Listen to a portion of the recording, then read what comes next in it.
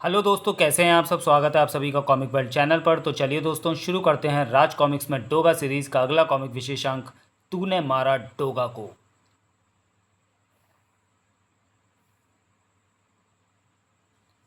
संजय गुप्ता पेश करते हैं तूने मारा डोगा को।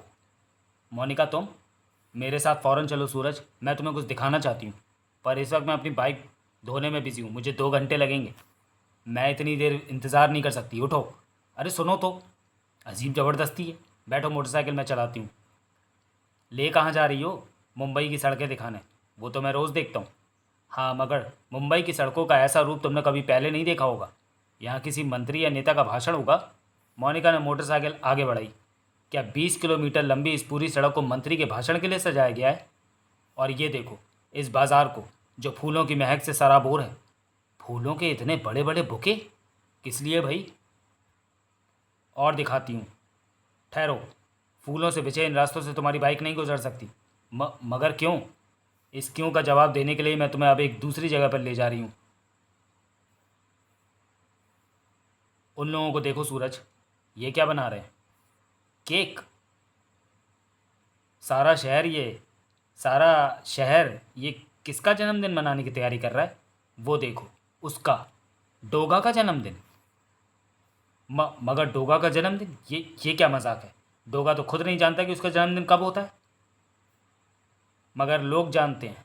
लोगों का कहना है कि जिस दिन डोगा के कारण मुंबई में कर्फ्यू लगा था, उसी दिन मुंबई में डोगा का जन्म हुआ था। उस दिन डोगा की गोली ने एक खतरनाक अपराधी को मौत के घाट उतारा। आज तक डोगा ने जिन लोगों की मदद की है, वो सब डोगा का जन्मदिन मनाते रहे हैं। मगर आज उन लोगों की संख्या बढ़ गई है। आज अक्खा मुंबई डोगा का जन्मदिन मनाना चाहती है। वो देखो, बच्चा बच्चा डोगा का जन्मदिन मनाने आ रहा है। Happy birthday Doga.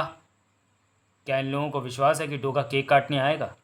डोगा के जन्मदिन का केक डोगा नहीं काटेगा सूरज, बल्कि डोगा का रूप धरकर आया वो बच्चा काटेगा। आज वह बच्चा निखिल डोगा का स्थान लेगा। वो देखो, डोगा के शुभ चिंतक डोगा के प्रतिरूप को शुभकामनाओं के ढेरों ग्रीटिंग्स दे रहे हैं। Thank you. नहीं, ये गलत है। यह परंपरा नहीं बननी चाहिए। डोगा का जन्मदिन मनाना गलत है मोनिका। आखिर डोगा के जन्मदिन का ये जश्न किस लिए? डोगा का जन्म समूची इंसानियत के नाम पर धब्बा है। पुलिस और प्रशासन के लिए शर्म का विषय है। बड़े बड़े नेता और उन मंत्रियों के लिए डूब मरने की बात है जिनके निकम्मेपन के कारण अपराध बढ़ता है, फलता है और फूलता है। अगर ये लोग चुस्त दुरुस्त और अपने काम के प्रति निष्ठावान रहें तो डोगा का जन्म क्यों हो? क्यों अपराध फैले? क्यों अपराधी सीना तान कर घूमे? इंसानियत को रोए खून के आंसू। क्यों हो कोई अनाथ? क्यों हो कोई बेसहारा? और क्यों जन्म ले डोगा? मजबूरी की कोख से जन्म लेकर जुल्म और अन्याय की गोद में पलकर बड़े होने वाले डोगा का जन्म एक अभिशाप है। और अभिशाप के पैदा होने का जश्न नहीं मनाया जाता, उस दिन शोक मनाना चाहिए। डोगा का जन्मदिन मनाना है तो कोई नहीं डोगा का जन्मदिन मनाना है तो कोई नहीं कहे हैप्पी बर्थडे डोगा। डोगा का जन्मदिन मनाना है तो केक मत काटो, थाए थाए।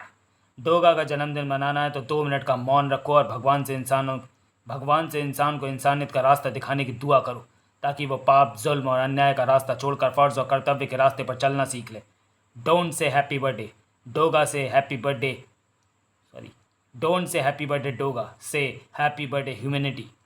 मानवता का जन्मदिन मुबारक हो। डोगा ने तो कह दिया था हैप्पी बर्थडे ह्यूमैनिटी, मगर मानवता कुछ लोगों के दिलों से दूर हो चुकी है। जिंग जिंग जिंग। ओ गॉड, ये क्या? ये अफीमची था, जो नशे में अपनी अंधी बंद आंखों से डोगा की मूर्ति को डोगा समझ बैठा था। डोगा को तो मैंने बड़ी आसानी से मार दिया, टुकड़े टुकड़े कर दिए उसके। वो डोगा नहीं अफीमची, डोगा की मूर्ति है।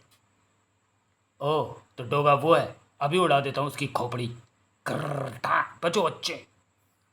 बच्चे पर क्यों गोलियां चलाता है? मुझ पर चला। मैं हूँ असली डोगा। ओह, लगता है ज़्यादा अफीम खा गया हूँ, इसलिए बार बार डोगा को पहचानने में गलती हो रही है। मगर अब कोई नहीं बचेगा, ना असली डोगा ना नकली डोगा, सब खल्लास हो जाएंगे। वो तब जब ये बम नीचे पहुंचकर फटेंगे, और मैं ऐसा नहीं होने दूंगा। जिंग बैंग जिंग बूम। डोगा ने अफीमची का उछाला अपनी ओर बढ़ता आखिरी हैंड ग्रेनेड खुद लपक लिया। देख अफीमची, मैंने मौत को मुट्ठी में दबा लिया, लेकिन ये मौत मेरी नहीं है, तुम सबकी है। जाओ, अपने अपने घर जाओ। डोगा की शुभकामनाओं के फूलों और ग्रीटिंग्स को डोगा स्वीकार नहीं कर सकता। कल सुबह इन्हें म्यूनसिपैलिटी वाले आकर अपनी गाड़ियों में ढोकर ले जाएंगे और तेरी लाश को ढोने के लिए आएगा शव वाहन। डोगा संभल पाता उससे पहले ही एक काट डोगा की तरफ उछला। ले डोगे संभाल। डोगे? शव वाहन तो धूल उड़ाता चला गया। डोगे का संबंध तो कालू करता है, यानी शव वाहन में मेरे सामने से निकला वो शख्स काल पहेलिया एकदम से कैसे आ गया? कहीं अफीमची का हमला उसी ने तो नहीं करवाया था? उसने अनुमान लगा लिया होगा कि डोगा अपने जन्मदिन को सेलिब्रेट करने ज़रूर आएगा। ये लिफाफा कैसा है? शादी के कार्ड जैसा। Death certificate of Doga. ये मेरा डेथ सर्टिफिकेट है। काल पहेलियाँ तो पहेलियों में बातें करता है, ये डेथ सर्टिफिकेट भी पहेली होना चाहिए। और किसी का डेथ सर्टिफिकेट बनता है उसकी मौत के साथ ही। खटक गया था डोगा का दिमाग, यानी ओह। डोगा ने ज़बरदस्त फुर्ती के साथ वह कार्ड हवा में उछाल दिया। मैंने समय रहते काल पहेलिया की ये मौत की पहेली हल कर ली, वरना ये लेटर टाइम बम मेरे हाथ में फटता और कालू का मुझे डेथ सर्टिफिकेट थमाने का प्लान सफल हो जाता।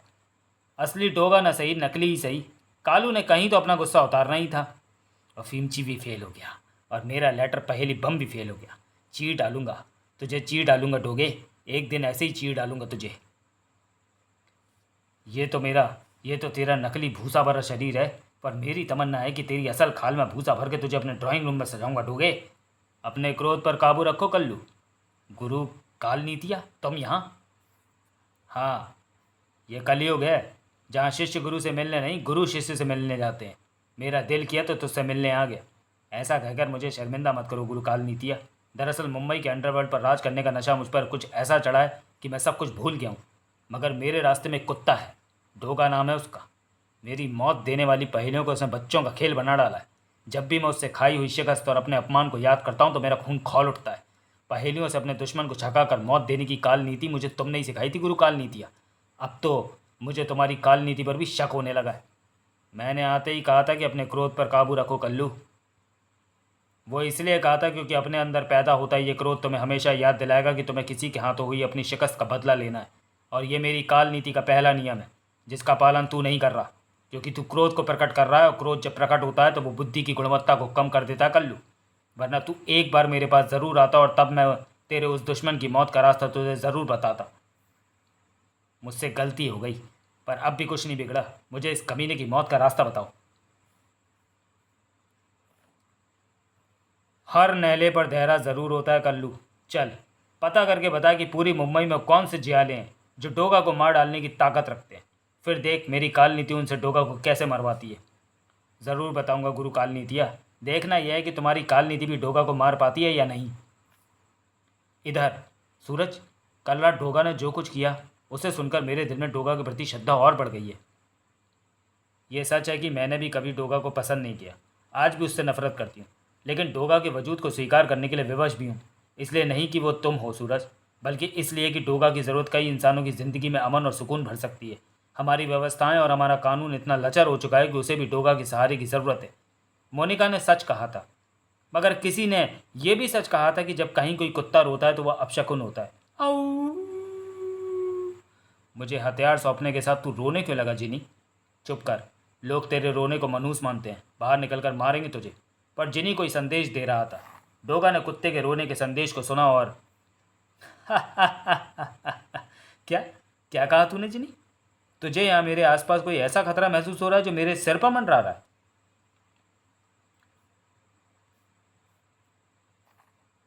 तो इसका मतलब आज बारूद ज़्यादा चाहिए मुझे, क्योंकि जो डोगा के लिए खतरा बनकर आ रहा है तो वो कोई मामूली खतरा तो होगा नहीं। घबरा मत, और बारूद मंगाने के लिए मुझे बजानी होगी अपनी अल्ट्रासोनिक विसिल।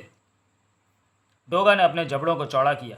डोगा को कुत्ता फौज बुलाने के लिए अल्ट्रासोनिक सीटी रखने के लिए जगह की कोई समस्या नहीं, मगर सूरज के लिए उस सीटी को छुपाने की समस्या थी। इसलिए मैंने अब सीटी का आकार छोटा करके उसकी परमानेंट जगह बना दी है। अपने निचले जबड़े के अगले दांत में बारीक नायलॉन के धागे के साथ मैंने वो सीटी बांधकर निगल ली है। जब भी मुझे उसकी ज़रूरत पड़ती है तो मैं इस धागे को खींचकर निगली हुई अल्ट्रासोनिक सीटी को बाहर निकाल लेता हूँ और बजा देता हूँ, जिसे सुनकर चले आते मेरी कुत्ता फौज के सिपाही मेरे हथियार लेकर। वुफ कर, thank you dog friends. Woof कर, मेंशन नॉट डोगा। देख जिनी, डोगा के पास आज इतना बारूद है कि वो किसी भी खतरे के परखच्चे पल भर में उड़ा सकता है। अब बोल, अब क्या कहता है तू? अचानक जिनी ने अप्रत्याशित रूप से एक जंप ली। वुफ वुफ कर। अरे जिनी, क्या कर रहा है तू? क्या कह रहा है तू? मौत को गले लगाने को उछला था जिनी। जिनी! वुफ! बेआवाज गोली जिनी की खोपड़ी में जा घुसी थी और जिनी की लाश धम्म से नीचे आ गिरी थी। अरे बेवकूफ़, डोगा से टकराने क्यों नहीं दिया तूने उसे? साइलेंसर लगी गन से चली ये गोली तो मेरे सीने की तरफ लपक रही थी। तूने इसे अपने पर क्यों झेल लिया जिनी? आज तक सिर्फ सुना था कि कुत्ता अपने स्वामी की मौत को अपने ऊपर ले लेता है, आज देख भी लिया। पर तेरे सिर की कसम है डोगा को, वफादारी और स्वामी भक्ति की मिसाल तूने कायम की है तो स्वामी का कर्तव्य डोगा भी निभाएगा। खड़ा होकर दाड़ पड़ा डोगा, चलाओ चलाओ गोली। ये रहा डोगा का सीना तुम्हारे सामने, और इस बार कोई जिनी बीच में नहीं आएगा। कुत्ते के सतर्क कानों ने दूर से ही गन का लीवर क्लिक होने का स्वर गोली नाल से निकलने से भी पहले सुन लिया था। समझ गया था डोगा के हत्यारे ने दूसरी गोली चला दी है। साइलेंसर युक्त पिस्टल से चली गोली किस दिशा से आएगी इसका आभास उसे हो चुका था। डोगा ने सिर्फ हत्यारे की चलाई उस गोली से ही बच निकला, बल्कि उसने क्लिक वाली दिशा में फायर भी झोंक मारा। हत्यारे की किस्मत या डोगा की बदकिस्मती, डोगा की चलाई गोली लोहे के खंभे से टकराकर छितरा गई। प्लांग! पोल बीच में ना आता तो गोली हत्यारे की खोपड़ी उड़ा देती। हत्यारे ने वो जगह छोड़ी और फौरन ही तीसरी गोली चलाई। गोली चलने की आवाज़ ओपनर द्वारा बोतल का ढक्कन खोलने जितनी ही मामूली थी, मगर डोगा के कुत्ते जैसे कानों में उस आवाज़ से भी पहले होने वाली लीवर दबने की आवाज़ सुनने की क्षमता थी। हत्यारा जो भी है उसका निशाना ज़बरदस्त और अचूक है। कम डोगा भी नहीं था। तू जितनी बार फायर करेगा मुझे उतनी बार तू अंधेरे में होने के बावजूद भी दिखता रहेगा, क्योंकि इस वक्त डोगा आंखों से नहीं कानों से देख रहा है। डोगा की गोलियां भी हत्यारे के होश उड़ाए हुए थी। ये हो क्या रहा है? मेरे अचूक निशाने चूक क्यों रहे हैं? मेरी हर गोली के जवाब में हत्यारा मुझ पर एक नया फायर कर रहा है, और उसके हर फायर पर उसकी स्थिति का पता लगाकर मैं भी उसी पर उसी गति से फायर कर रहा हूँ, मगर परिणाम कुछ भी नहीं निकल रहा। पिट प्लैंक! ओह, कहीं हत्यारा भी गोलियों से बचने की उसी ट्रिक का प्रयोग तो नहीं कर रहा जिसका प्रयोग मैं कर रहा हूँ? मगर यह नहीं हो सकता, क्योंकि गोलियों से बचने की यह ट्रिक जो ब्लैक पेपर कहलाती है, इसे दुनिया में सिर्फ दो लोग ही जानते हैं, या तो मैं या काली मिर्च चाचा। और मेरे सामने मुझ पर गोलियां चलाने वाले हाथ काली मिर्च चाचा के तो हरगिज़ नहीं हो सकते। तो फिर आखिर वो मेरे निशाने पर बैठ क्यों नहीं रहा? इस बार मेरे फायर के जवाब में रिपीट फायर नहीं हुआ। फायर अब भी नहीं हुआ, और अब भी नहीं हुआ, अब होगा भी नहीं। हत्यारा भाग चुका है। उसे महसूस हो गया कि जिसे वो अपना शिकार बनाना चाह रहा है वो भी उसका शिकार कर सकता है, या फिर उसकी गोलियां खत्म हो गई होंगी। जो हत्यारा ब्लैक पेपर या उन जैसी आर्ट जानता है उसकी चलाई गोलियों को तो मुझे देखना ही होगा। सुबह इस गोली को पहचानिए काली मिर्च चाचा, क्योंकि गोलियों की पहचान आपसे बढ़कर दूसरा कोई नहीं कर सकता। इस गोली का प्रयोग शूटिंग रेंज में होता है, निशानेबाजी सिखाने में जिसका इस्तेमाल होता है, और पूरे मुंबई में ऐसा शूटिंग रेंज एक ही है, लॉयन एम, जहां मैं इस वक्त आपके सामने खड़ा हूँ। तुम कहना क्या चाहते हो सूरज? सूरज दबी जुबान में डोगा पर हुए अज्ञात हत्यारे के हमले के विषय में काली को बताता चला गया। तब निसंदेह ऐसी गोलियों का प्रयोग मैं अपने शिष्यों को निशानेबाजी सिखाने के लिए करता हूँ, मगर उसके बाद उनसे बची हुई गोलियाँ व पिस्टल वापस ले ली जाती हैं। यह काम मेरे किसी शिष्य का नहीं हो सकता। यूं तो ऐसी पिस्टल चोरी छिपे भी मुंबई में किसी के पास हो सकती है, मगर मुझे संदेह ब्लैक पेपर आर्ट के कारण हुआ। यह आर्ट आपके सिवा आपने फिर मुझे सिखाया काली चाचा? हाँ, और यकीनन तुम्हारे अलावा किसी और को नहीं। मुझे सुनकर हैरानी हो रही है चाचा, ये गंभीर विषय है। हम दोनों के अलावा भी एक और शख्स ऐसा है जो गोलियों से बचकर दुश्मन को ट्रिगर की आवाज़ के सहारे अंधेरे में भी धराशायी करने की आर्ट जानता है। मुझे मोहर सिंह की याद आ रही है, जिसने छिप छिप कर सारी आर्ट सीख ली थी और मेरे चारों चाचाओं को चैलेंज कर दिया था। कहीं ये शख्स भी कुछ ऐसा ही छुपा रुस्तम शख्स तो नहीं जो अब उस आर्ट को डोगा के खिलाफ इस्तेमाल कर रहा है? अगर ऐसा शख्स हुआ भी तो उसे ढूंढना मुश्किल है, क्योंकि आज तक मैंने बहुतों को ट्रेनिंग दी है। उनमें से वो छुपा रुस्तम कौन होगा ये कहना मुश्किल है। वो जो भी होगा उसका मकसद अभी पूरा नहीं हुआ है। शायद वो फिर डोगा के सामने आए, और शायद तब डोगा उसे बचकर जाने ना दे। अच्छा, चलता हूँ चाचा, सावधान रहना। मोहर सिंह के बारे में जानने के लिए पढ़ें चार मीनार। काल पहले के चेहरे पर शोले भड़क रहे थे। कमबख्त को बड़ा नाज था अपनी निशानेबाजी पर। उसे कहा था मामूली सा एक पिस्टल छोड़कर शानदार AK-47 जैसे हथियार लेकर जा, मगर नहीं माना। कहता था एक ही गोली में डोगा का काम तमाम कर देगा। पर कमबख्त की सारी गोलियां चूक गईं और डोगा नहीं मरा। देखा गुरु काल नीतिया, कितना घाघ है डोगा। मौत को धोखा देकर कितनी आसानी से निकल जाता है। मुंह इधर कर मेरी तरफ। चटाक! ये लो, कर लिया। मेरी शक्ल देखोगे क्या? पहले कभी नहीं देखी क्या? उफ! पूछ कि मैंने तुझे ये झापड़ क्यों मारा। क्यों मारा? क्योंकि तू काम कम करता है और बड़बड़ ज़्यादा। तो भूल गया कि अभी हमारे तरकश में 3 और शानदार तीर हैं, और ये सभी तीर रामबाण की तरह हैं, जिनका वार चूकना नहीं चाहिए। पर चूंकि शिकार डोगा जैसी हस्ती है, इसलिए अगर ये वार चूक गया तो भी तुझे परेशान नहीं होना चाहिए, समझा? अब ऐसी हरकत मत करियो कि दूसरा थप्पड़ खाना पड़े। डोगा के लिए षड्यंत्र तैयार था, और षड्यंत्रकारियों के लिए डोगा। 25 गुंडे मिलकर एक असहाय आदमी को मार रहे हैं। था डोगा तुम्हें निमंत्रण देता है अपनी ताकत मुझे दिखाने का। था था प्लान।